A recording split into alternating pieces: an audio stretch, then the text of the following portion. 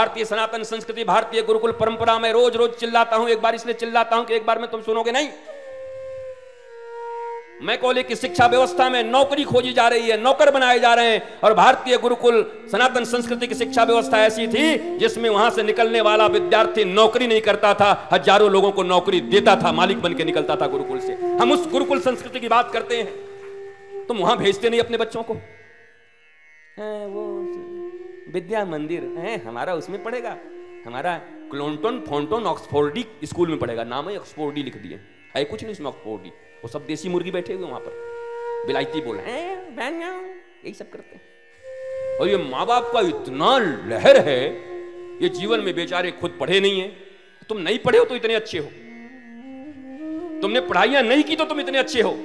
तुम्हारे संस्कार, तुम्हारे इमोशन, तुम्हारी संवेदना, तुम्हारे भाव, तुम्हारी भावना, तुम्हारे मिलके रहने की क्रिया, ये कितनी अच्छी है। क्या ऐसी चीजों को पढ़ा रहे हो जहां जाने के बाद बच्चे अपने माँ बाप को पहचानने से इनकार कर दे रहे हैं। बार बार केरला के लिए इसीलिए कह रहा हूं कि 97% जहां लिटरेसी का रेट है, वहां एक भी बच्चा अपने माँ बाप के साथ नहीं रहता, सबको ओल्ड एज होम भेज दे रहे हैं।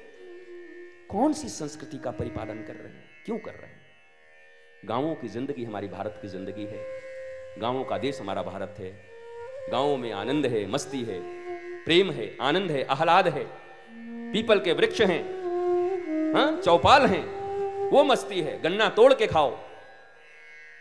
ये गन्ना तुमको कहां मिले? ये गन्ने मिले तुम्हारे जो शहर में गन्ने रहते हो, कितने दिन के गन्ने रहते हैं, मनमन्ने रहते हैं, उसको भी गड़ गड़ गड़ गड़ पीर के पता नहीं उसमें से क्या निकाल देते हैं। जाओ गन्ना अपना काका के खेत से तोड़ के चुरा के खाओ, चकाचक, दांत भी मजबूत रहेगा, आनंद रहेगा। वो हमारे ग्रामीण परंपरा। मतलब चोरी को मैं ये नहीं कहता, पर ये चोरी होनी भी चाहिए। अब गन्ना चोरी ना हो तो क्या और क्या चोरी होगा? गन्ना मक्का चोरी न करें आपस में गांव में, तो फिर क्या चोरी करें? फिर आनंद कैसे रह गया? ठाकुर आवे और माखन चोरी न करे और गांवों में बच्चे गन्ना और ये चोरी न करें, तो फिर आनंद भी किस बात का? आनंद तो इसी बात का, लेन देन, दौड़ाया, गाली दिया, ए हमारा गन्ना खा गया, चिंता मत कर, हमारी मक्का खा जाना, तो चिंता मत कर, आ जाना। एक ऐसी संस्कृति का वाहक ये देश रहा है, पर ये देश अब ऐसी संस्कृति का है जहां इतना इतना एक दूसरे से पहचान नहीं, जान नहीं।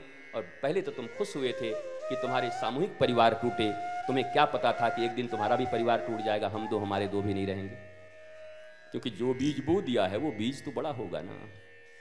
एक बार जिस बच्चे को आपने गाली सिखा दिया तो गाली केवल पड़ोसी को ही देगा, ये कैसे? एक दिन तुम्हारे ऊपर नाराजगी होगी तो जानता तो है तुम्हें भी देगा ना, गाली जान गया तो तुम्हें भी देगा।